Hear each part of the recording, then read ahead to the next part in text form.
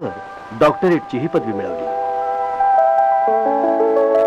भारतात परतल्यावर आंबेडकरांनी सिडनहॅम कॉलेजात नोकरी धरली. या नोकरीत मिळालेल्या पैशामुळे त्यांना पुढे इंग्लंडमध्ये जाऊन अर्थशास्त्र आणि कायद्याचा अभ्यास पूर्ण करायला मिळाला. एकीकडे कुटुंबाची जबाबदारी सांभाळत असताना दुसरीकडे जातीयवादी गुलामगिरीच्या बेड्यात तोडून टाकण्यात ते गुंतले होते. वेगवेगळी संकट पार करीत आंबेडकर अखेरीला बॅरिस्टर झाले. 1924 मध्ये मुंबईच्या हायकोर्टात त्यांनी कामाला सुरुवातही केली. मुंबई विधानसभेचे एक सदस्य म्हणून सार्वजनिक क्षेत्रात त्यांची कामगिरी सुरू झाली होती. आंबेडकरांच्या जीवनाची संगती पददलित वर्गाशी जोडली जाते.